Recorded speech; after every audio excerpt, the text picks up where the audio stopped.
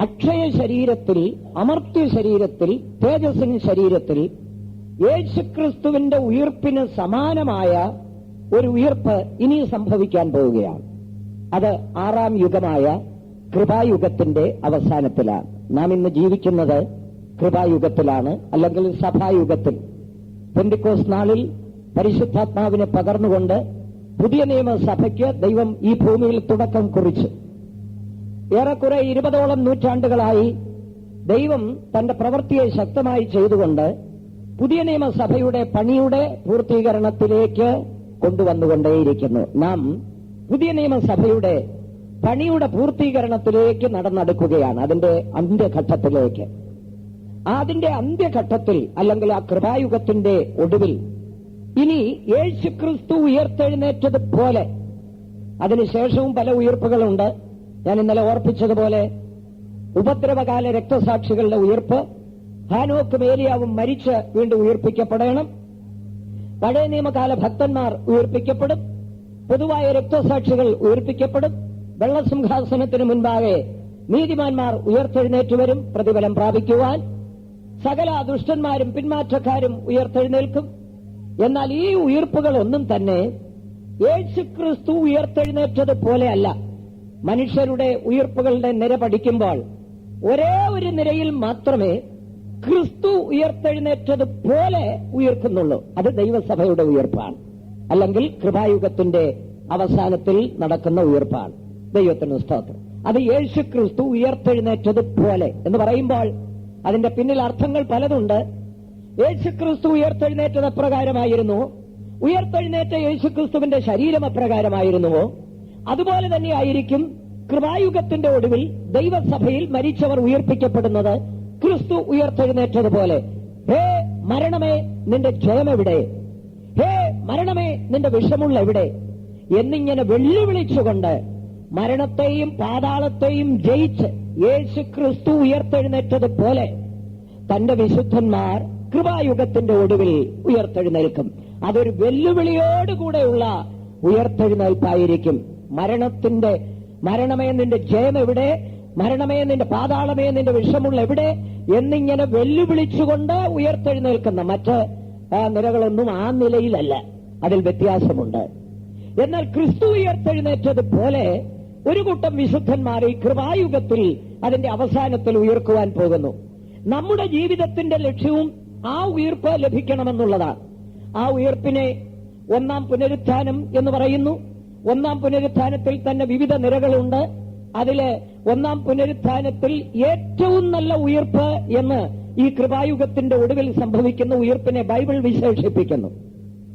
ആ ഏറ്റവും നല്ല ഉയർപ്പ് ലഭ്യമാകുവാൻ നാം എപ്രകാരം ജീവിക്കണം എന്നുള്ളത് കഴിഞ്ഞ രാത്രിയിൽ ചുരുക്കമായി ചിന്തിപ്പാൻ ഇടയായി. ആ ഉയർപ്പ് നമുക്ക് ലഭ്യമാകുവാൻ യേശുക്രിസ്തുവിന്റെ വീണ്ടും വരവിങ്കൽ 3 ശബ്ദങ്ങൾ ഉണ്ടാകും എന്ന് പഠിക്കുകയുണ്ടായി. 1, ക്രിസ്തുവിന്റെ വായിൽ നിന്ന് പുറപ്പെടുന്ന ഗംഭീരധ്വനി. 2, പ്രധാന ദൂതന്റെ ശബ്ദം. 3, ദൈവത്തിന്റെ കാഹളം. ഈ 3 ശബ്ദങ്ങളോടുകൂടെയാണ് യേശുക്രിസ്തു മടങ്ങി വരുന്നത് തിരുസഭയെ ചേർക്കുവാൻ. ആ 3 ശബ്ദങ്ങൾക്ക് 3 ഉദ്ദേശങ്ങളുണ്ട്. ക്രിസ്തുവിന്റെ വായിൽ നിന്ന് പുറപ്പെടുന്ന ഗംഭീരധ്വനി ക്രിസ്തുവിൽ പൂർണ്ണരായി മരിച്ച വിശുദ്ധന്മാരെ ഉയർപ്പിക്കുന്നു. പ്രധാന ദൂതന്റെ ശബ്ദം കടന്നുപോകുവാൻ പാതയൊരുക്കുന്നു. ദൈവത്തിന്റെ കാഹളം ലോകത്തിന്റെ 4 ദിക്കിലുമുള്ള വിശുദ്ധന്മാരെ ഒരുമിച്ച് ഒരു സ്ഥലത്ത് കൂട്ടിച്ചേർക്കുന്നു. ഈ ശബ്ദങ്ങളുടെ ഉദ്ദേശം ഈ 3 കാര്യങ്ങൾ നടത്തപ്പെടുക, നിറവേറുക എന്നുള്ളതാണ്. യേശുക്രിസ്തുവിന്റെ മടങ്ങിവരവിൽ ഇപ്രകാരം ഉയർപ്പിക്കപ്പെടുന്നവർ, അതിന് യോഗ്യരായി ഉയർപ്പിക്കപ്പെടുന്നവർ, അതോടുകൂടെ അതിനു മുൻപും പിൻപും സംഭവിക്കാത്ത വളരെ പ്രാധാന്യമായ ഒരു സംഭവം കൂടെ നടക്കും. ജീവനോടിരിക്കുന്ന തന്റെ വിശുദ്ധന്മാർ മരണം കാണാതെ, എന്ന് പറഞ്ഞാൽ അവർ രൂപാന്തരപ്പെട്ട് കർത്താവിനെ എതിരേൽപ്പാൻ മേഘങ്ങളിൽ എടുക്കപ്പെടും. അതിനു മുൻപ് അതിന് പിൻപ് നീ തുടർന്നുള്ള ഉയർപ്പിന്റെ നിരകൾ പഠിക്കുമ്പോഴോ അത് ഒരിക്കൽ പോലും അതുപോലൊരു സംഭവം പിന്നീട് നടക്കുന്നില്ല. ഈ ഒരു പ്രത്യേക കാലഘട്ടത്തിൽ മാത്രം സംഭവിക്കുന്ന ഒരു കാര്യമാണ്. ജീവനോടിരിക്കുന്ന ഒരു കൂട്ടം വിശുദ്ധന്മാർ ശരീരരൂപാന്തരം പ്രാപിച്ച് കർത്താവിനെ എതിരേൽപ്പാൻ ഒരുമിച്ച്, ക്രിസ്തുവിൽ മരിച്ചവർ മുൻപേ ഉയർത്തെഴുന്നേൽക്കും. ഉയർത്തെഴുന്നേറ്റ് അവർ ആദ്യം ചെന്ന് കർത്താവിനെ എതിരേറ്റിട്ട് പൊന്നാലെ ജീവനോടിരിക്കുന്നവർ ചൊല്ലുമെന്നല്ല. ആ ബൈബിൾ വാക്യം ഇപ്രകാരമാണ് വ്യക്തമാക്കുന്നത്: ക്രിസ്തുവിൽ മരിച്ചവർ മുൻപേ ഉയർത്തെഴുന്നേൽക്കുകയും പിന്നെ ജീവനോടെ ശേഷിക്കുന്ന നാം കർത്താവിനെതിരെ വായിക്കാം. പിന്നെ ജീവനോടെ ശേഷിക്കുന്ന നാം അവരോട് ഒരുമിച്ച് അവര് മുമ്പേ അങ്ങോട്ട് പോയി നമ്മൾ പുറകെ ചെല്ലുമെന്നല്ല, അവരോട് ഒരുമിച്ച് കർത്താവിനെ എതിരേൽപ്പാൻ മേഘങ്ങളിൽ എടുക്കപ്പെടും. അപ്പോൾ രണ്ടു കൂട്ടരും ഒരുമിച്ചാണ് കർത്താവിനെ എതിരേൽക്കാൻ മേഘങ്ങളിൽ എടുക്കപ്പെടുന്നത്. പക്ഷെ ക്രിസ്തുവിൽ മരിച്ചവർ മുൻപേ ഉയർത്തെഴുന്നേൽക്കുന്നത് സത്യം തന്നെ. ജീവനോടിരിക്കുന്നവർ നൊടിയിടയ്ക്കുള്ളിൽ രൂപാന്തരപ്പെട്ട് ഈ ക്രിസ്തുവിൽ മരിച്ചിട്ട് ഉയർത്തെഴുന്നേറ്റവരോട് കൂടെ ചേർന്ന് ഒരുമിച്ച് കർത്താവിനെ എതിരേൽപ്പാൻ മേഘങ്ങളിൽ എടുക്കപ്പെടുന്നു. ആ ജീവനോടിരിക്കുന്നവർ രൂപാന്തരപ്പെടുന്നു എന്ന് പറയുമ്പോൾ അവർക്ക് ഒരു മരണമില്ല, അവർക്ക് ഒരു ശവപ്പെട്ടിയുടെ ആവശ്യമില്ല, അവർക്ക് ഒരു വിലാപയാത്രയുടെയും ആവശ്യമില്ല, അവർക്കൊരു ശവസംസ്കാര ശുശ്രൂഷയും ഉണ്ടായിരിക്കുകയില്ല. ഇത് ഇല്ലാതെ ഒരു പ്രത്യേക നിലവാരത്തിൽ എടുത്തുകൊള്ളപ്പെടുവാൻ ഭാഗ്യം ഒരു പ്രത്യേക കൂട്ടം മനുഷ്യർക്ക്, ഒരുപക്ഷെ ആ ഭാഗ്യം ഇവിടെ ഇരിക്കുന്ന ചിലർക്കെങ്കിലും ലഭ്യമാകും എന്ന് ഞാൻ വിശ്വസിക്കുകയാണ്. പഴയ നിയമ ഭക്തന്മാരിൽ ശ്രേഷ്ഠന്മാരൊക്കെ ഇവിടം വിട്ട് കടന്നുപോയപ്പോൾ ഇപ്രകാരം പറഞ്ഞിട്ടാണ് പോയത്: ഞാൻ സകല ഭൂവാസികളുടെയും വഴിയായി കടന്നു പോകുന്നു എന്ന്. ദൈവത്തിന് സ്തോത്രം. എന്നാൽ ഈ ജീവനോടിരിക്കുന്നവർ രൂപാന്തരപ്പെടുന്നവർക്ക് അതിന്റെ ആവശ്യമില്ല. അവർക്കൊരു മരണമില്ല, അവർക്കൊരു ശവസംസ്കാരമില്ല, ഒരു ശവപ്പെട്ടിയില്ല. കണ്ണിമിക്കുന്നതിനിടയിൽ, കണ്ണടച്ച് തുറക്കുന്നതിനിടയിൽ ഒരു സെക്കൻഡിന്റെ 1/3 സമയത്തിനുള്ളിൽ ഇവർ രൂപാന്തരപ്പെട്ട് കർത്താവിനെ എതിരേൽപ്പാൻ മേഘങ്ങളിൽ എടുക്കപ്പെടുന്നു. അതിനുശേഷമുള്ള നിരകളിലൊന്നോ ഏതെങ്കിലും ഒരു യുഗങ്ങളിലോ അങ്ങനെ സംഭവിക്കുന്നില്ല. ദൈവത്തിന് സ്തോത്രം. കൃപായുഗത്തിന്റെ ഒടുവിൽ ഈ രണ്ട് സംഭവങ്ങൾ, ക്രിസ്തുവിൽ മരിച്ചവർ ഉയർപ്പിക്കപ്പെടുകയും ജീവനോടിരിക്കുന്നവർ രൂപാന്തരപ്പെടുകയും ഇവർ ഒരുമിച്ച് ചേർന്ന് കർത്താവിനെ എതിരേൽക്കുകയും ചെയ്യുന്ന സംഭവം നടക്കുവാൻ പോവുകയാണ്. ആ രണ്ടു കൂട്ടർക്കും ഉണ്ടായിരിക്കേണ്ടുന്ന യോഗ്യത, ക്രിസ്തുവിൽ മരിച്ചവർ ഉയർപ്പിക്കപ്പെടുക എന്ന് പറയുമ്പോൾ, ഉയർപ്പിക്കപ്പെടുവാൻ ഈ ഒന്നാം പുനരുത്ഥാനത്തിൽ ഏറ്റവും നല്ല ഉയർപ്പിൽ കാണപ്പെടുവാൻ സാധാരണമായ ഒരു ജീവിതം നയിച്ചാൽ പോരാ, അതിന് ഉന്നതമായ ഉത്തമമായ ദൈവത്തിന്റെ വചനത്തിൽ രേഖപ്പെടുത്തിയിരിക്കുന്നതിനൊത്തവണ്ണം ഏറ്റവും ശ്രേഷ്ഠമായ ഒരു ജീവിതം നയിച്ചെങ്കിൽ മാത്രമേ ആ ഏറ്റവും നല്ല ഉയർപ്പിന് നമുക്ക് പങ്കാളികളായി തീരുവാൻ കഴിയൂ. അതെപ്രകാരമാണെന്ന് കഴിഞ്ഞ രാത്രിയിൽ ഒരു 4-5 വിഷയങ്ങൾ ചുരുക്കമായി പറഞ്ഞുകൊണ്ട് നിങ്ങളെ ഓർപ്പിക്കുകയുണ്ടായി. ഒന്നാമത്, ക്രിസ്തുവിലായിത്തീരണം. 2, ക്രിസ്തുവിൽ തികഞ്ഞവരായിത്തീരണം. മാത്രമല്ല, ദൈവത്തോടും മനുഷ്യരോടും കുറ്റമറ്റ മനസാക്ഷിയെ സൂക്ഷിക്കണം. എല്ലാം ഉപേക്ഷിച്ച് ചവറന്നെണ്ണണം. ഏറ്റവും നല്ല ഉയർപ്പ് ലഭിക്കുവാൻ ഉദ്ധാരണം കൈക്കൊള്ളാതെ ഭേദ്യമേൽക്കണം. ഒന്നാം പുനരുത്ഥാനത്തിൽ പങ്കുള്ളവരായിത്തീരുവാൻ രാജാക്കന്മാരും പുരോഹിതന്മാരുമായി ഈ ലോകത്തിൽ ജീവിക്കണം. ഇതൊക്കെ ശ്രേഷ്ഠമേറിയ ആത്മീക സത്യങ്ങളെ വെളിപ്പെടുത്തുകയാണ്. ഇതെല്ലാം നമ്മുടെ ജീവിതത്തിൽ അനുഭവമാക്കി യേശുക്രിസ്തുവിനെ എതിരേൽക്കുവാൻ ഒരുങ്ങിക്കാത്തിരുന്നാൽ ആ കാഹള ശബ്ദം നമുക്ക് കേൾക്കാൻ കഴിയും. ക്രിസ്തുവിൽ മരിച്ചവർ, മണ്ണോട് മണ്ണ് ചേർന്നു എന്ന് ധരിക്കുന്നവർ, ഈ മണ്ണിൽ ഉറങ്ങിക്കിടക്കുന്നവർ, യേശുക്രിസ്തുവിന്റെ വായിൽ നിന്ന് പുറപ്പെടുന്ന ഗംഭീര ധ്വനി, ആ ശബ്ദം അവരുടെ കോശങ്ങൾ അത് തിരിച്ചറിയുകയും കോശങ്ങൾ തമ്മിൽ കൂട്ടി യോജിപ്പിക്കപ്പെടുകയും പഴയ രൂപത്തിലും ഭാവത്തിലുമായി തീരുകയും ഒരക്ഷയ ശരീരത്തെ പ്രാപിക്കുകയും അമർത്യ ശരീരത്തെ പ്രാപിക്കുകയും നൊടിയിടയ്ക്കുള്ളിൽ കർത്താവിനെ എതിരേൽപ്പാൻ മേഘങ്ങളിൽ എടുക്കപ്പെടുകയും ചെയ്യും. ഇന്ന് ഉയിർപ്പിക്കപ്പെടുന്ന ശരീരത്തിന്റെ പ്രത്യേകത, ആ ഉയിർപ്പിൻ ശരീരത്തിന്റെ പ്രത്യേകത ഞാൻ ആരംഭത്തിലെ ഓർപ്പിച്ചല്ലോ. മറ്റു പല നിരകളിലും പല ഭക്തന്മാരും നീതിമാന്മാരും ഉയിർപ്പിക്കപ്പെടുന്നുണ്ട്. പക്ഷേ ഈ കൃപായുഗത്തിന്റെ ഒടുവിൽ ക്രിസ്തുവിൽ മരിച്ചവർ ഉയിർപ്പിക്കപ്പെടുന്നത് അവരുടെ ഉയിർപ്പിൻ ശരീരത്തിന് മറ്റ് വിശുദ്ധന്മാർക്കുള്ള അവർക്ക് ലഭിക്കുന്ന ശരീരത്തിൽ നിന്ന് ചില പ്രത്യേകതകളൊക്കെ ഉണ്ട്. ഇവർക്ക് ലഭിക്കുന്ന ശരീരം ഈ ഒന്നാം പുനരുത്ഥാനത്തിൽ ഏറ്റവും നല്ല ഉയിർപ്പിന് യോഗ്യരായി ഉയിർപ്പിക്കപ്പെടുന്നവർക്ക് ലഭിക്കുന്ന ശരീരം യേശുക്രിസ്തുവിന്റെ ഉയിർപ്പിൻ ശരീരത്തിന് സമാനമായ ശരീരമാണ്. എന്നാൽ ഉപദ്രവകാല രക്തസാക്ഷികൾക്കോ ഹാനോക്ക് മേലിയാവിനുമോ പഴയ നിയമകാല വിശുദ്ധന്മാർക്കോ അല്ലെങ്കിൽ നീതിമാന്മാരായി ഉയർപ്പിക്കപ്പെടുന്നവർക്കോ യേശുക്രിസ്തുവിന്റെ ഉയിർപ്പിൻ ശരീരത്തിന് സമാനമായ ശരീരം ലഭിക്കുന്നില്ല. അവർക്കും ഉയിർപ്പിൻ ശരീരം ലഭിക്കുന്നു എങ്കിലും അല്പസ്വല്പ വ്യത്യാസങ്ങളൊക്കെ ഉണ്ട്.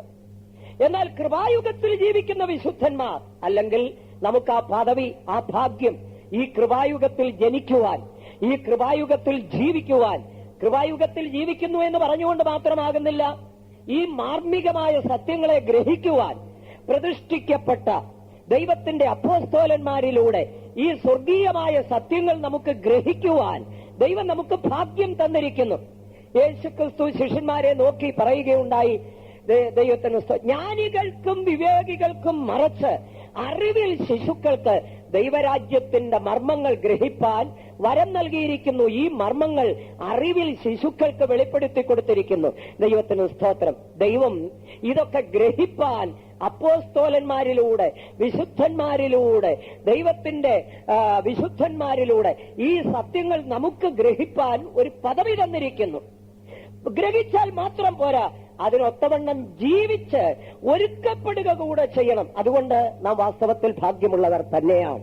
ഈ സത്യങ്ങൾ അനുസരിച്ച് ജീവിക്കുന്നെങ്കിൽ, ഒന്നുകിൽ മരിക്കുകയാണെങ്കിൽ ക്രിസ്തുവിന്റെ ഉയിർപ്പിൻ ശരീരത്തിന് സമാനമായ ഒരു ശരീരം നിങ്ങൾക്ക് ലഭ്യമാകും.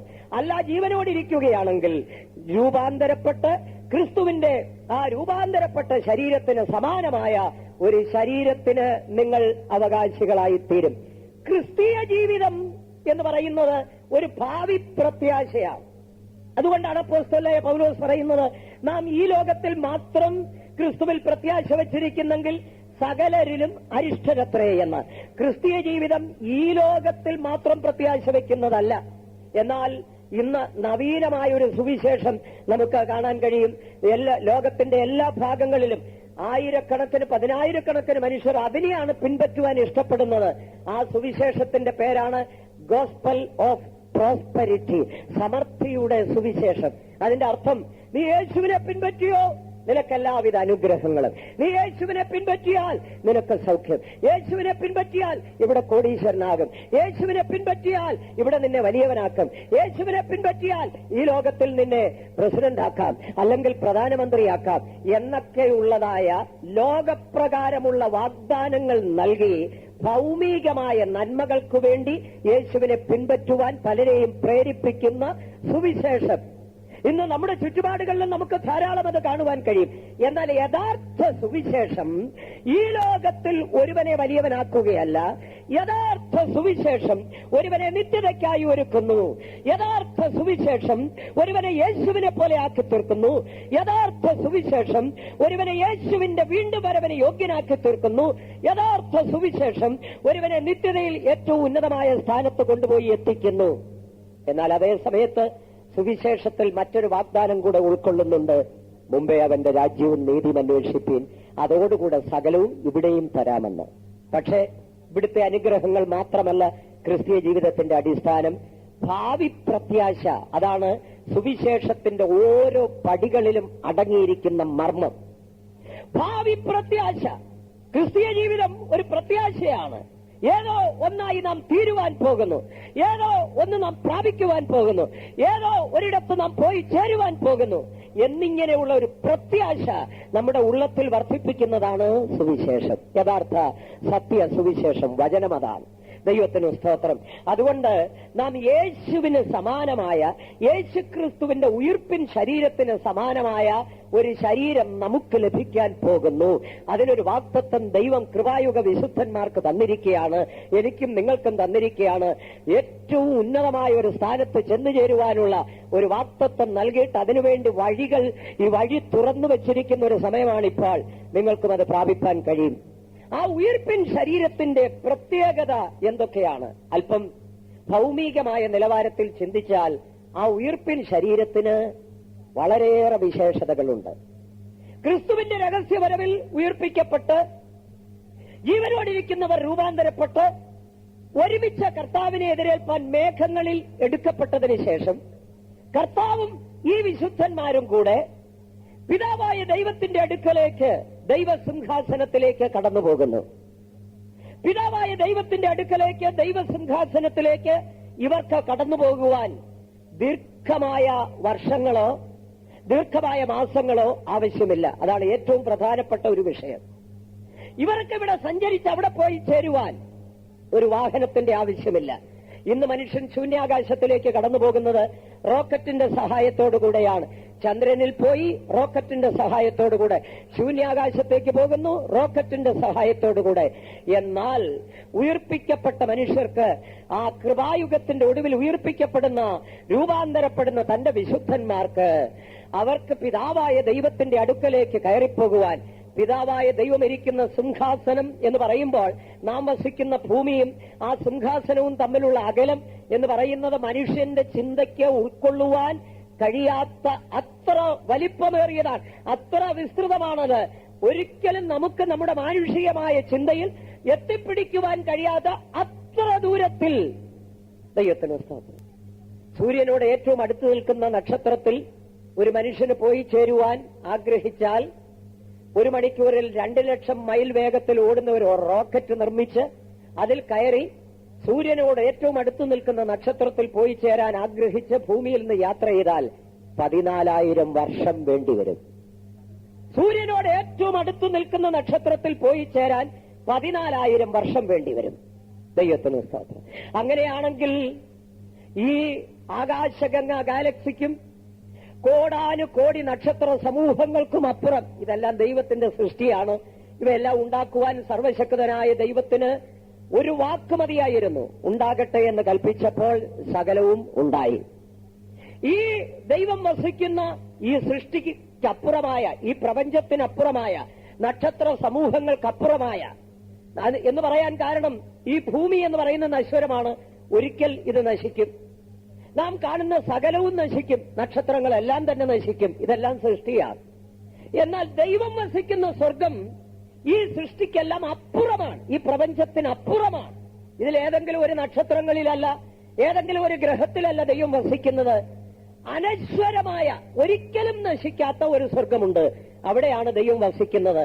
അത് ഈ പ്രപഞ്ച സൃഷ്ടിക്കപ്പുറമാണ്.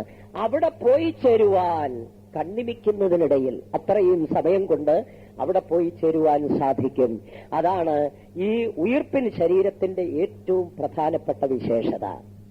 കർത്താവ് മടങ്ങി വരും, വിശുദ്ധന്മാർ ഉയിർപ്പിക്കപ്പെടും, ജീവനോടിരിക്കുന്നവർ രൂപാന്തരപ്പെട്ട് നൊടിയിടയ്ക്കുള്ളിൽ പിതാവായ ദൈവത്തിന്റെ വലഭാഗത്തേക്ക് ആരോഹണം ചെയ്യപ്പെടുന്നു, അല്ലെങ്കിൽ അവിടേക്ക് കടന്നു പോകുന്നു. ഒരു 7 വർഷം അവിടെയായിരിക്കും. ദൈവത്തിന് സ്തോത്രം. ആ സമയത്ത് ഈ ഭൂമിയിൽ എതിർക്രിസ്തുവിന്റെ ഭയാനകമായ പീഡാകാലമായിരിക്കും. ഈ എതിർക്രിസ്തുവിന്റെ പീഡാകാലം കഴിയുമ്പോൾ യേശുവും തന്റെ വിശുദ്ധന്മാരും കൂടെ ഈ ഭൂമിയിലേക്ക് ഇറങ്ങി വരും, ഈ ഉയിർപ്പിൻ ശരീരത്തോടുകൂടെ. 1000 ആണ്ട് ഈ ഭൂമിയിൽ യേശു ക്രിസ്തു രാജാവായി ഭരിക്കും. അന്ന് തന്റെ വിശുദ്ധന്മാർ ഭരണകർത്താക്കളായി ക്രിസ്തുവിനോടുകൂടെ 1000 ആണ്ട് ഇവിടെ ഭരിക്കും. അന്ന് വിശുദ്ധന്മാർ രൂപാന്തര ശരീരത്തിൽ, ഉയിർപ്പിൻ ശരീരത്തിലായിരിക്കും 1000 വർഷം ഈ ഭൂമിയിൽ.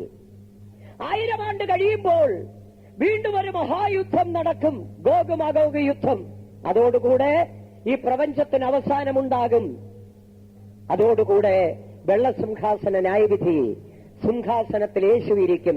തന്റെ വിശുദ്ധന്മാർ ക്രിസ്തുവിനോടുകൂടെ ഈ ഉയിർപ്പിൻ ശരീരത്തിൽ ന്യായം വിധിക്കുവാൻ ക്രിസ്തുവിനോടുകൂടെ സഹജഡ്ജിമാരായിരിക്കും. അപ്പോഴെല്ലാം നാം ഈ ഉയിർപ്പിൻ ശരീരത്തിലായിരിക്കും. വിശുദ്ധന്മാർ, കൃപായുഗ വിശുദ്ധന്മാർ ഈ ഉയിർപ്പിൻ ശരീരത്തിലായിരിക്കും. ഈ ഉയിർപ്പിൻ ശരീരത്തിന്റെ പ്രത്യേകതയെക്കുറിച്ച് പറയുമ്പോൾ അതിനെ സ്വർഗീയ ശരീരം എന്നാണ് പറയുന്നത്, ഭൗമിക ശരീരമല്ല. അപ്പോസ്തലനായ പൗലോസ് കൊരിന്ത്യർക്ക് ലേഖനം എഴുതുമ്പോൾ ഇപ്രകാരം ഓർപ്പിക്കുന്നു: ജഡരക്തങ്ങൾക്ക് ദൈവരാജ്യം അവകാശമാക്കുവാൻ കഴിയുകയില്ല. നാം ഇന്ന് ജീവിക്കുന്നത് ജഡത്തോടും രക്തത്തോടും കൂടിയ ഒരു ശരീരത്തിലാണ്. എന്നാൽ ഉയിർപ്പിൻ ശരീരം എന്ന് പറയുന്നത് ജഡരക്തങ്ങളോട് കൂടിയതല്ല.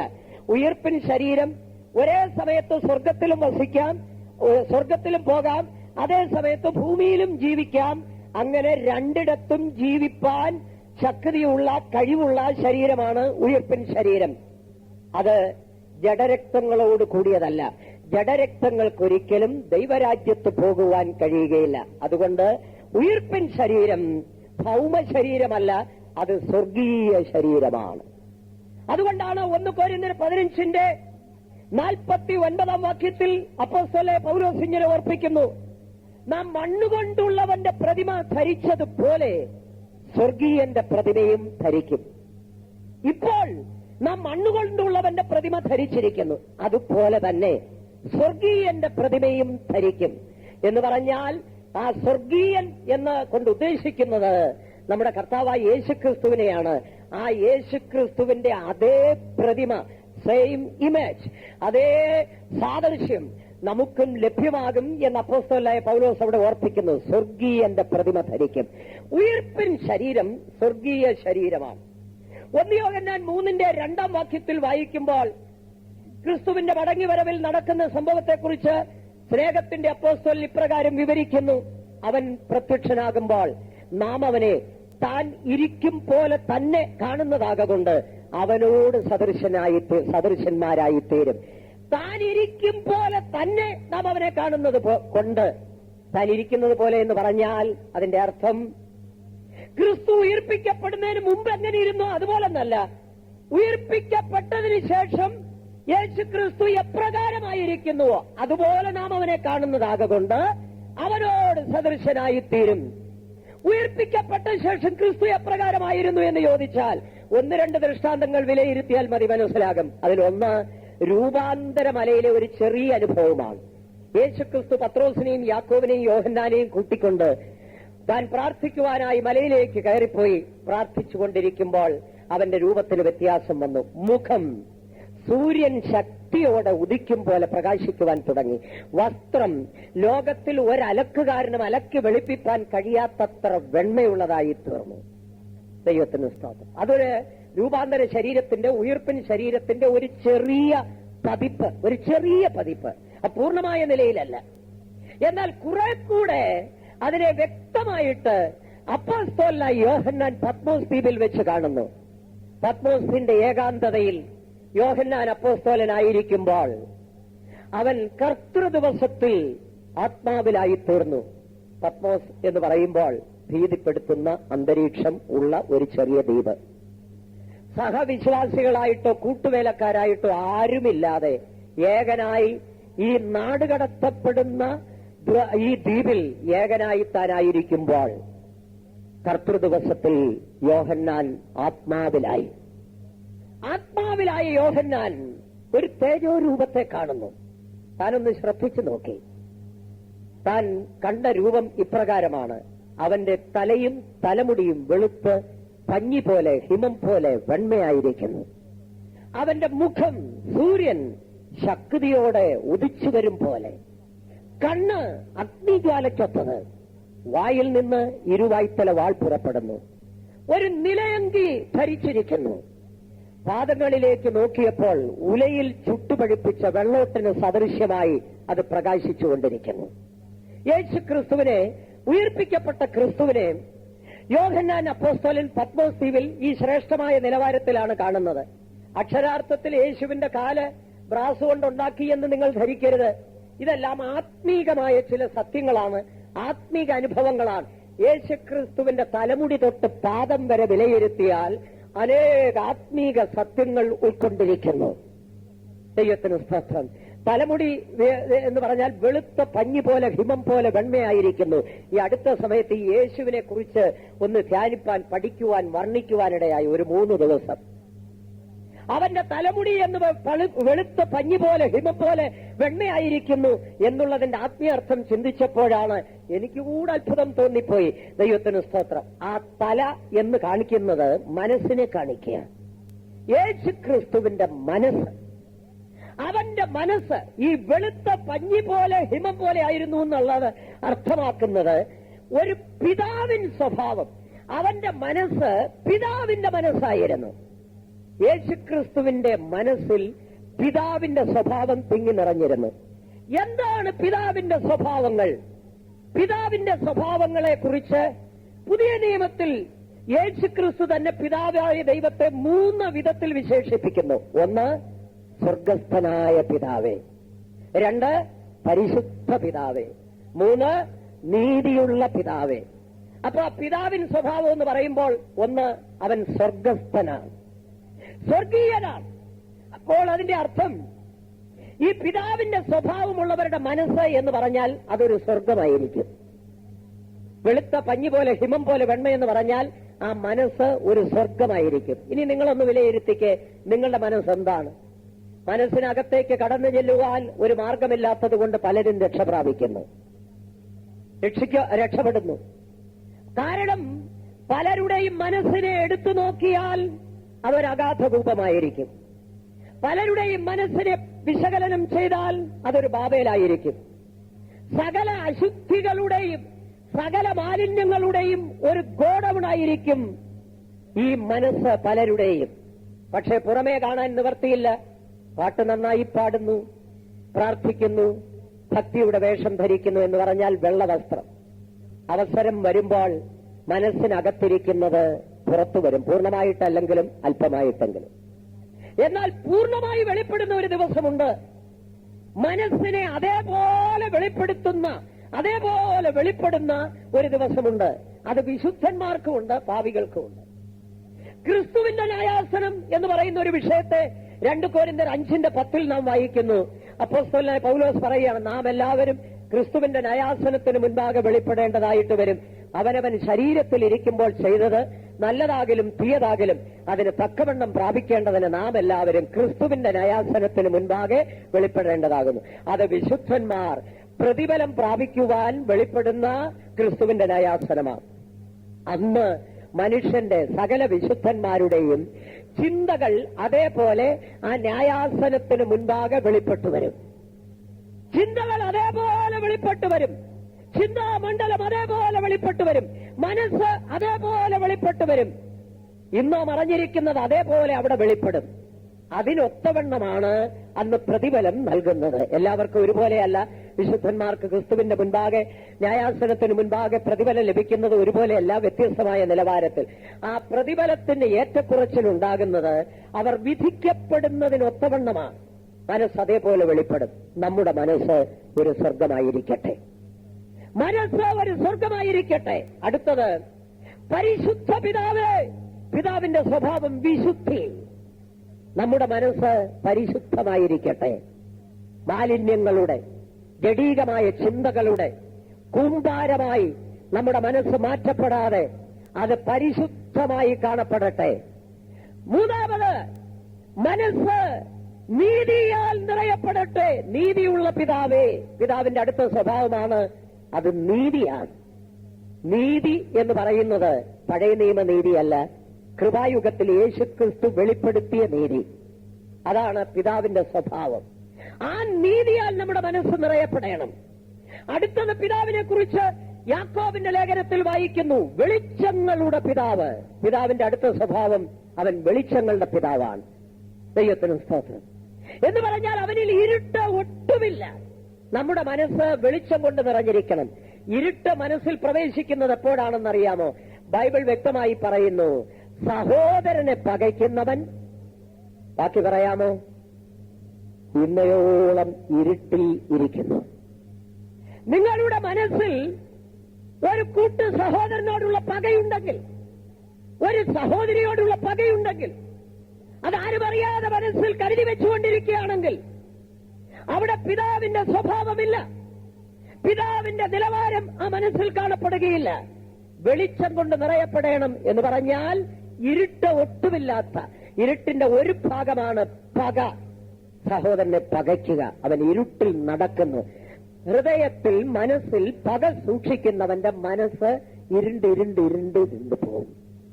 എന്നാൽ പക ജീവിതത്തിൽ നിന്ന് പൂർണ്ണമായും നീക്കിക്കളഞ്ഞാൽ, പക വരുന്നത് ആരോടാണെന്നറിയാമോ? നന്മ ചെയ്യുന്നവരോട് ഒരിക്കലും പകയുണ്ടാവുകയില്ല. ഒരുവൻ നിങ്ങൾക്ക് തിന്മ ചെയ്യുമ്പോൾ, നിങ്ങൾക്ക് വിരോധമായി എഴുന്നേൽക്കുമ്പോൾ, നിങ്ങളെക്കുറിച്ച് അപവാദം പറയുമ്പോൾ, മുഖത്ത് നോക്കി നിങ്ങളെ ദുഷിക്കുമ്പോൾ, അങ്ങനെ ഒരു വ്യക്തിയോട് പക ഹൃദയത്തിൽ കരുതാതെ, ഇരുട്ട് മനസ്സിൽ പ്രവേശിക്കാതെ വെളിച്ചമായി ആ നിലവാരത്തെ സൂക്ഷിപ്പാൻ കഴിയുമെങ്കിൽ പിതാവിന്റെ ചിന്ത നിങ്ങൾക്കുണ്ടാകുന്നു. യേശുക്രിസ്തുവിൽ അതുണ്ടായിരുന്നു. നാമും അവനോട് സദൃശരായിത്തീരും എന്ന് പറഞ്ഞാൽ രൂപാന്തരപ്പെടുന്ന നമുക്കും ആ യേശുക്രിസ്തുവിനെ പത്മോസ്ദ്വീപിൽ യോഹന്നാൻ കണ്ടതുപോലെ തലയും തലമുടിയും വെളുത്ത് പഞ്ഞി പോലെ ഹിമം പോലെ വെണ്മയായിത്തീരും. അതായിത്തീരണമെങ്കിൽ പിതാവിന് ചിന്ത കൊണ്ട് നിറയപ്പെടണം. കണ്ണുകൾ അഗ്നിജ്വാലയ്ക്കൊത്തത് ഇരുട്ടിലിരിക്കുന്നതിനെ തിരിച്ചറിയുവാൻ ശക്തിയുള്ള കണ്ണുകൾ. മുഖം സൂര്യൻ ശക്തിയോടെ ഉദിക്കും പോലെ ഹൃദയത്തിന്റെ കണ്ണാടിയാണ് മുഖം. ഹൃദയത്തിൽ വെളിച്ചമുള്ളത് കൊണ്ട് മുഖം ഉദിക്കുന്നു, സൂര്യൻ ശക്തിയോടെ പ്രകാശിക്കും പോലെ. കാരണം അകത്ത് ദൈവം പ്രകാശിക്കുന്നു. ഇരുട്ടിൽ നിന്ന് വെളിച്ചം പ്രകാശിക്കണമെന്ന് അരുളി ചെയ്ത ദൈവം നിങ്ങളുടെ ഹൃദയങ്ങളിൽ ദൈവത്തിന്റെ തേജസ്സിനെ പ്രകാശിപ്പിക്കേണ്ടതിന് നിങ്ങളുടെ ഹൃദയങ്ങളിൽ വസിക്കുന്നു എന്ന് അപ്പോസ്തലനായ പൗലോസ് ഓർപ്പിക്കുന്നു. അതുകൊണ്ട് ഹൃദയത്തിൽ വെളിച്ചം പ്രകാശിക്കുവാൻ, മുഖത്ത് വെളിച്ചം പ്രകാശിക്കുവാൻ ഹൃദയത്തിൽ ദൈവമാകുന്ന വെളിച്ചം വസിക്കണം. ജീവിതത്തിൽ മുഴുവൻ വിശുദ്ധി, അതാണ് നിലയങ്കി. കാല വെള്ളോട്ടിന് സദൃശം നടപ്പിന്റെ നിർമ്മലത. ഈ നിലവാരത്തിലാണ് യോഹന്നാൻ അപ്പോസ്തലൻ യേശുവിനെ പത്മോസ് ദ്വീപിൽ കണ്ടത്.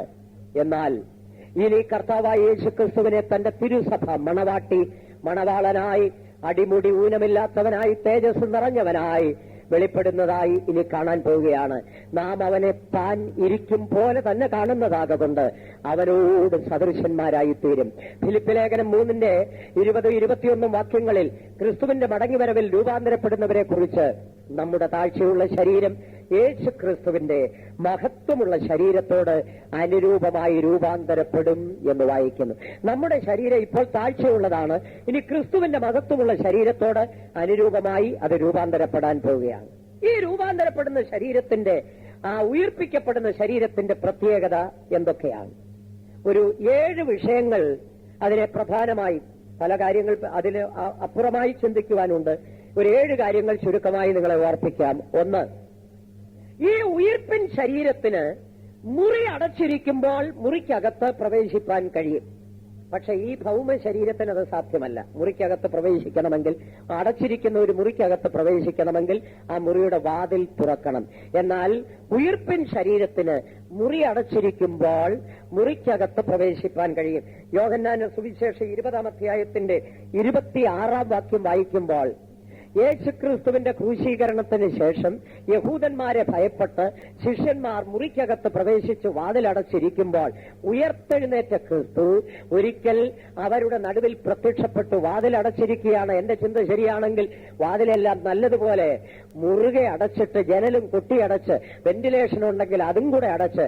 കാരണം അത്രമാത്രം ധൈര്യമായവരുടേത്. ആ ധൈര്യം കൊണ്ടാണ് ഇതെല്ലാം അടച്ചത്.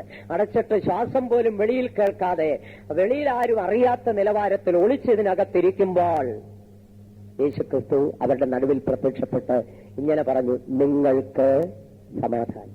അപ്പോൾ ഞാൻ ആ ഭാഗം ചിന്തിച്ചപ്പോൾ എന്താ അങ്ങനെ ഒരു പദം ആ സമയത്ത് പറയാൻ കാരണം? നിങ്ങൾക്ക് സമാധാനം. വേറെ ഒന്നും പറയാതെ അത് പറയാൻ കാരണം ദൈവത്തിന് സ്തോത്രം. കാരണം അവരിപ്പോ സമാധാനമില്ലാതായി ഇരിക്കുന്നത്. ഈ മുറിക്കകത്ത് മുറിയടച്ച് ചഞ്ചല ചിത്തരായി അങ്കലാപ്പോടുകൂടെ ഇനി എന്താണ് ചെയ്യേണ്ടതെന്ന് അറിയുവാൻ നിവർത്തിയില്ലാതെ മുറിയടച്ച് പേടിച്ചു വരേണ്ട അതിനകത്തിരിക്കുമ്പോഴാണ് ഉയർത്തെഴുന്നേറ്റ ക്രിസ്തു അവർക്ക് പ്രത്യക്ഷപ്പെട്ടിട്ട് ആദ്യമായിട്ട് പറയുന്നു, നിങ്ങൾക്ക് സമാധാനം. അവർക്കപ്പോ വേണ്ടത് അതാണ്. അത് കർത്താവിനറിയാം. അതുകൊണ്ട് പറഞ്ഞു, ഞാൻ നിങ്ങൾക്ക് സമാധാനവുമായി വന്നിരിക്കുകയാണ്. ശബ്ദം കേട്ട ഉടനെ അവർ ഞെട്ടിവിറച്ചു. വിറച്ചിട്ട് അവർ തെറ്റിദ്ധരിച്ചു ഒരു ഭൂതമാണെന്ന്. ദൈവത്തിന് സ്തോത്രം. തെറ്റിദ്ധരിച്ചു പോയി. മുറി അടച്ചിരിക്കുമ്പോൾ അകത്ത് പ്രവേശിപ്പാൻ കഴിയും. അതുകൊണ്ടാണ് ഞാൻ 1-ാം ദിവസം ഓർപ്പിച്ചത്, യേശുക്രിസ്തുവിന് അടക്കം ചെയ്യപ്പെട്ട കല്ലറയിൽ നിന്ന് പുറത്തു വരുവാൻ കല്ലറയുടെ വാതിൽ തുറക്കേണ്ട ആവശ്യമില്ലായിരുന്നു. വാതിൽ തുറക്കാതെ തന്നെ, ആ ഉരുട്ടി വച്ചിരിക്കുന്ന കല്ല് നീക്കാതെ തന്നെ കല്ലറയ്ക്കുള്ളിൽ നിന്ന് യേശുവിന് പുറത്തു വരാൻ കഴിയും. ഉയിർപ്പിക്കപ്പെടുന്ന യേശുക്രിസ്തുവിന്റെ രഹസ്യവരവിൽ ഉയിർപ്പിക്കപ്പെടുന്ന വിശുദ്ധന്മാർക്ക് എവിടെ സംസ്കരിക്കപ്പെട്ടിരിക്കുന്നുവോ ആ ശവക്കുഴിയിൽ നിന്ന് വെളിയിൽ വരുവാൻ ആ ശവക്കുഴിയിലെ മണ്ണ് മാറ്റേണ്ട ആവശ്യമില്ല. ആ മണ്ണ് അതേപോലെ അവിടെ കിടക്കും. അതിനകത്തു നിന്ന് അവർക്ക് പുറത്തു വരാൻ സാധിക്കും. ആ മണ്ണ് മാറ്റി എടുത്തിട്ട് അവരെ വെളിയിൽ വരുന്നു എന്ന് ധരിക്കരുത്. അത് അതേപോലെ തന്നെ കിടക്കും. അതിൽ നിന്ന് അവർ ഉയർത്തെഴുന്നേറ്റ് വെളിയിൽ വരും. അതിന് ശവക്കുഴി തുറക്കേണ്ട ആവശ്യമില്ല. ശവക്കുഴിയുടെ മണ്ണ് മാറ്റേണ്ട ആവശ്യമില്ല. കല്ലറയിൽ വെച്ചിരിക്കുന്നവർക്ക് അതിന്റെ സ്ലാബ് ഇളക്കി മാറ്റേണ്ട ആവശ്യമില്ല. ഒരിക്കൽ ഒരാളിങ്ങനെ പ്രസംഗിച്ചു, കല്ലറ പണിയുമ്പോൾ സൂക്ഷിക്കണം, ഒത്തിരി സിമന്റ് കൂട്ടിയിടരുത്, കർത്താവ് വരുമ്പോ ഇത് പൊട്ടേണ്ടതാണ്, അതുകൊണ്ട് കുറച്ച് സിമന്റ് ഇടാവൂന്ന് ഒരിക്കൽ ഒരാൾ പ്രസംഗിച്ച് ഞാൻ കേട്ടു. നമ്മുടെ കൂട്ടത്തിലല്ല, മറ്റൊരു സുവിശേഷ പ്രാസംഗൻ. ദൈവത്തിന് സ്തോത്രം. ആകയാൽ പുള്ളി ധരിച്ചത് ഇങ്ങനെയാണ്: യേശു വരുമ്പോൾ കല്ലറ പൊട്ടിച്ച് ആ കോൺക്രീറ്റ് സ്ലാബ് ഇളക്കി മാറ്റി, കമ്പിയെല്ലാം മുറിച്ചു മാറ്റി, എന്നിട്ട് ഇങ്ങനെ വെളിയിൽ വരുമെന്ന്. അതിന്റെ ആവശ്യമില്ല. അടഞ്ഞിരിക്കുന്ന കല്ലറയ്ക്കുള്ളിൽ നിന്ന്, കുഴിക്കുള്ളിൽ നിന്ന് ഉയിർപ്പിക്കപ്പെടുന്ന ശരീരത്തിന് പുറത്തു വരുവാൻ കഴിയും. എന്നാൽ യേശുക്രിസ്തുവിന്റെ കല്ലറ തുറന്നത് ദൂതന്മാർ ഇറങ്ങി വന്ന് കല്ല് ഉരുട്ടി മാറ്റി അതിലിരുന്നു എന്ന് പറയുന്നത് യേശുക്രിസ്തുവിന് വെളിയിൽ വരാനല്ല, അവൻ ഉയിർപ്പിക്കപ്പെട്ടു എന്നുള്ള സത്യം അവിടെ വരുന്നവർക്ക് ചൂണ്ടിക്കാണിച്ചു കൊടുക്കുവാൻ, അമ്മ മഗ്ദലക്കാരത്തി മറിയയ്ക്ക് ചൂണ്ടിക്കാണിക്കുവാൻ, പത്രോസിന് ചൂണ്ടിക്കാണിക്കുവാൻ, മറ്റേ ശിഷ്യന് ചൂണ്ടിക്കാണിക്കുവാൻ, അന്ന് കല്ലറ കാണുവാൻ വന്ന എല്ലാവർക്കും ദൃഷ്ടാന്തമായി കാണിക്കുവാൻ. അന്ന് മാത്രമല്ല, അന്ന് തൊട്ട് ഇന്നുവരെയും ആയിരങ്ങൾ, പതിനായിരങ്ങൾ യേശുവിനെ സംസ്കരിച്ച കല്ലറ കാണാൻ പോകുന്നു. ഇപ്പോഴും അത് തുറന്നു കിടക്കുകയാണ്. അവൻ അവിടെ ഇല്ല, ഉയർത്തെഴുന്നേറ്റു എന്ന് ചൂണ്ടിക്കാണിക്കുവാൻ കല്ലുരുട്ടി മാറ്റി കാണിച്ചിരിക്കുകയാണ്. ദൈവത്തിന് സ്തോത്രം. ഉയർപ്പിക്കപ്പെടുന്ന വിശുദ്ധന്മാർക്ക് ഈ ശവക്കുഴിയിൽ നിന്ന് പുറത്തു വരുവാൻ മണ്ണ് മാറ്റേണ്ട ആവശ്യമില്ല. ഒരു മുറിക്കകത്ത് പ്രവേശിക്കുവാൻ വാതിൽ തുറക്കേണ്ട. വാതിൽ അടച്ചിരിക്കുമ്പോൾ അകത്ത് പ്രവേശിപ്പാൻ കഴിയും. ചിന്തിക്കുമ്പോൾ പലരും ആശിക്കും, ഇപ്പോഴേ അതിങ്ങ് കിട്ടിയിരുന്നെങ്കിൽ എന്തെല്ലാം പ്രയോജനങ്ങൾ ഉണ്ടായേനെ. പക്ഷെ കിട്ടുകയല്ല. ദൈവം അറിഞ്ഞുകൊണ്ടാ ഇപ്പൊ തരാത്ത. പ്രയോജനത്തെക്കാൾ അധികം ദോഷങ്ങൾ വളരെ ഉണ്ടാക്കും. അതുകൊണ്ട് ഇപ്പോഴേ ദൈവം അത് അറിഞ്ഞുകൊണ്ട് ചെയ്യാതിരിക്കുകയാണ്. ദൈവത്തിന് സ്തോത്രം. എന്നാൽ അന്ന് അങ്ങനെയായിരിക്കും. രൂപാന്തരപ്പെടുന്ന ശരീരത്തിന് വാതിൽ അടച്ചിരിക്കുമ്പോൾ അകത്ത് പ്രവേശിപ്പാൻ കഴിയും. അടുത്തത് രൂപാന്തര ശരീരം, ഉയിർപ്പിൻ ശരീരം എന്ന് പറയുന്നത് ആത്മശരീരമാണ്. ഞാൻ ആദ്യം ഓർപ്പിച്ചതുപോലെ അത് ജഡരക്തങ്ങളോട് കൂടിയതല്ല. ജഡരക്തങ്ങളോട് കൂടിയ ശരീരത്തിന് ഒരിക്കലും ദൈവരാജ്യത്തിൽ പ്രവേശിപ്പാൻ കഴിയുകയില്ല. അതുകൊണ്ട് അത് ആത്മശരീരമായിരിക്കും. ദൈവത്തിന് സ്തോത്രം. ആത്മശരീരം, സ്വർഗീയ ശരീരം എന്ന് പറയുമ്പോൾ തെറ്റിദ്ധരിക്കരുത് അത് വെറും പുക പോലെയാണെന്ന്, അത് വെറും വായുവാണെന്ന് ധരിക്കരുത്. പുക പോലെയല്ല, വായു പോലെയുമല്ല, അതിനെ സ്പർശിക്കുവാൻ കഴിയും.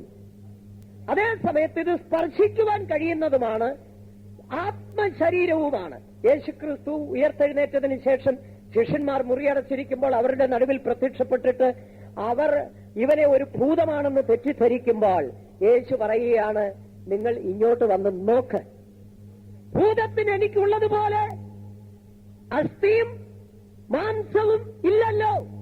അപ്പൊ യേശു സ്ഥാപിക്കുകയാണ്, എനിക്ക് അസ്ഥിയും മാംസവും ഉണ്ട്. പക്ഷേ ഇപ്പൊ നമുക്കുള്ളതുപോലെയുള്ള അസ്ഥിയല്ല, ഇപ്പൊ നമുക്കുള്ളതുപോലെയുള്ള മാംസവുമല്ല. ദൈവത്തിന് സ്തോത്രം. ഇത് മർത്യമായ ശരീരത്തിന്റെ അസ്ഥിയും മാംസവുമാണ്. ഉയർത്തെഴുന്നേറ്റ ക്രിസ്തു പറയുന്നു, വന്നു നോക്ക്, പക്ഷേ ഭൂതത്തിന് അസ്ഥിയും മാംസവുമില്ലല്ലോ, എനിക്ക് അസ്ഥിയും മാംസവും ഉണ്ട്, തൊട്ട് നോക്ക്. ആ അസ്ഥിയും മാംസവും എന്ന് പറയുന്നത് സ്വർഗത്തിൽ വസിക്കുവാൻ തക്കവണ്ണം പര്യാപ്തമായ, ഒരുക്കപ്പെട്ടതായ, ഉയിർപ്പിക്കപ്പെട്ട അസ്ഥിയും മാംസവും. ഇത് അതുമായിട്ട് ഒരിക്കലും നിങ്ങൾ താരതമ്യപ്പെടുത്തരുത്. ഇതിൽ നിന്ന് ഒത്തിരി വ്യത്യാസമാണ്. അസ്ഥിയുണ്ട്, മാംസമുണ്ട്, പക്ഷേ ഇതല്ല, ഇതിന് സമാനമായതുമല്ല. ഇതിൽ നിന്ന് വലിയ വ്യത്യാസമുള്ള ഉയിർപ്പിക്കപ്പെട്ട ശരീരത്തിന് അസ്ഥിയും മാംസവും ഉണ്ട് എന്ന് യേശു സ്ഥാപിക്കുകയാണ്. പക്ഷെ മറ്റൊരു കാര്യം, രക്തമില്ല. രക്തത്തിലാണ് ജീവൻ അടങ്ങിയിരിക്കുന്നത്. എന്നാൽ ഉയിർപ്പിൻ ശരീരത്തിന്റെ ജീവൻ അടങ്ങിയിരിക്കുന്നത് ശരീരത്തിന്റെ രക്തത്തിലല്ല. രക്തം, ഉയിർപ്പിക്കപ്പെടുന്ന ശരീരത്തിന് രക്തക്കുഴലുകൾ ആവശ്യമില്ല. ആ കുഴലുകളിൽ കൂടെ രക്തം ഓടുന്നതും ഇല്ല. അതേസമയത്ത് അത് സ്വർഗീയ ശരീരമാണ്, സ്പർശിക്കുവാൻ കഴിവുള്ളതാണ്, വെറും പുക പോലെയല്ല. എന്നാൽ സ്വർഗത്തിൽ വസിക്കുവാൻ ആ നിലവാരത്തിൽ ഉയിർപ്പിക്കപ്പെട്ട് യോഗ്യമായി തീരുന്ന ഒരു ശരീരം. അടുത്ത പ്രത്യേകത, ഈ ശരീരത്തിന് പെട്ടെന്ന് പ്രത്യക്ഷപ്പെടാൻ കഴിയും, പെട്ടെന്ന് അപ്രത്യക്ഷപ്പെടാനും കഴിയും. അതുകൊണ്ടാണ് മുറിയടച്ചിരിക്കുമ്പോൾ ശിഷ്യന്മാർക്ക് അവരുടെ നടുവിൽ പെട്ടെന്ന് പ്രത്യക്ഷപ്പെട്ടു, നിങ്ങൾക്ക് സമാധാനമെന്ന് പറഞ്ഞു. അതേ സമയത്ത് എമ്മൂസിലേക്ക് പോകുന്ന ശിഷ്യന്മാരോട് കൂടെ ഒരു പരദേശിയെ പോലെ ഉയിർപ്പിക്കപ്പെട്ട യേശുക്രിസ്തു ചേർന്ന് നടന്നിട്ട് അവർക്ക് പ്രവേശിക്കേണ്ടുന്ന ഗ്രാമത്തിൽ വന്നപ്പോൾ ഈ രണ്ട് ശിഷ്യന്മാർ യേശുവിനെ നിർബന്ധിച്ചു അവരോടുകൂടെ ആ വീട്ടിലേക്ക് വരുവാൻ. യേശു അവരുടെ നിർബന്ധം നിമിത്തമായി അവരോടുകൂടെ പോയി. രാത്രിയിൽ അപ്പം നുറുക്കി കൊടുക്കുമ്പോൾ അവരുടെ കണ്ണു തുറന്നു, യേശു എന്ന് തിരിച്ചറിഞ്ഞു. അടുത്ത നിമിഷത്തിൽ യേശു അപ്രത്യക്ഷപ്പെട്ടു. പെട്ടെന്ന് പ്രത്യക്ഷപ്പെടാം, പെട്ടെന്ന് അപ്രത്യക്ഷപ്പെടാം. ഉയിർപ്പിൻ ശരീരത്തിന് നമുക്ക് ഉയിർപ്പിൻ ശരീരം ലഭിക്കുമ്പോൾ പെട്ടെന്ന് പ്രത്യക്ഷപ്പെടുകയും പെട്ടെന്ന് അപ്രത്യക്ഷപ്പെടുകയും ചെയ്യാം. മറ്റൊന്ന്, ഉയിർപ്പിൻ ശരീരത്തിന്റെ പ്രത്യേകത അത് മനസ്സിന്റെ മനസ്സിന്റെ മനസ്സിന്റെ മനസ്സിന്റെ മനസ്സിന്റെ